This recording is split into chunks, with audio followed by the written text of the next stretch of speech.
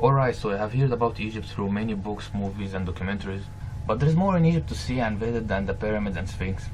If you're not familiar with Egypt, you can have a look at this world map. You'll find that it's exactly at the center of the planet. And if we want to have a closer look to the map, you'll find that Egypt have diverse geographical surfaces.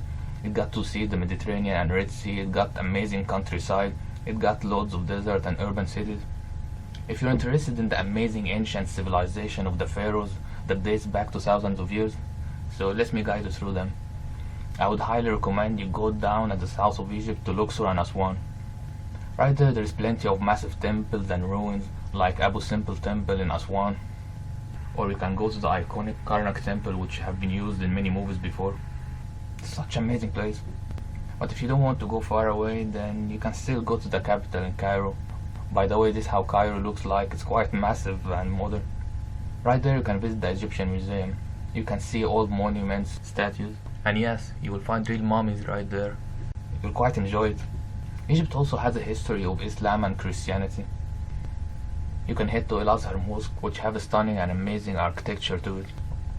You can also visit the 7 churches in Masr al-Adima that have a deep history behind them.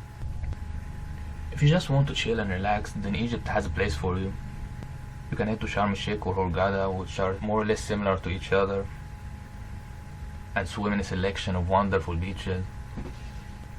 Give a try to snorkeling or diving. They're quite an amazing experience you can have, and you'll have the opportunity to see colorful fish and coral reefs.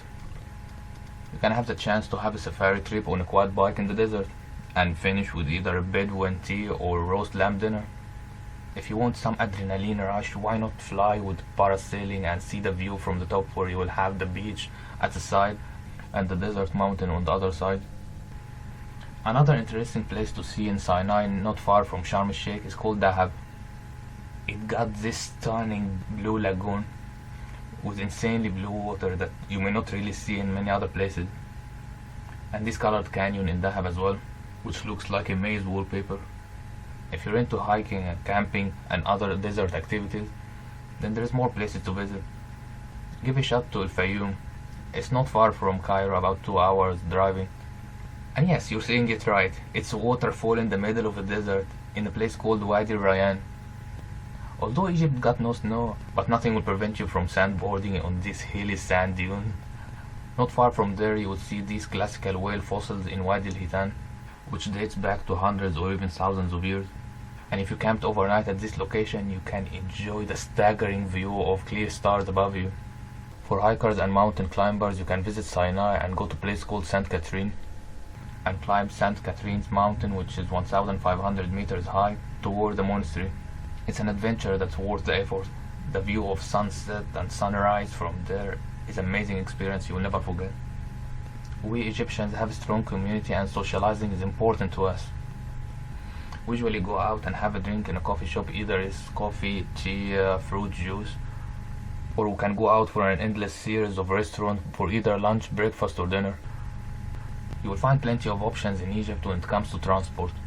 The most important mean of transport ever in Egypt is the microbus. They can take you anywhere from the street next to you to a faraway city, or even a governorate. In Cairo, it's cheap and efficient to use the Metro Underground. That's considered the most reliable transport so far, but expected to be so crowded, especially in rush hours. The tuk-tuk is a fun experience for short trips. It has no window that's open from side. This makes it so refreshing in summer. To travel long distances between governorates and cities, you can go for a coach bus or even have a ride in the train, but remember to pay the extra cost for air-conditioned carriage, as it will make a big difference. Egypt has its own special and traditional food. The kosheri is a delicious meal that will make your stomach full the whole day. It's composed of rice, pasta, chickpeas and some legumes. And falafel is made of crushed beans. These 2 dishes are vegan friendly. It doesn't matter which season you're visiting Egypt, I recommend going to a local market and treat yourself with local fruits like mango, kaki, melons, grapes, pomegranate and guava. Thank you for watching.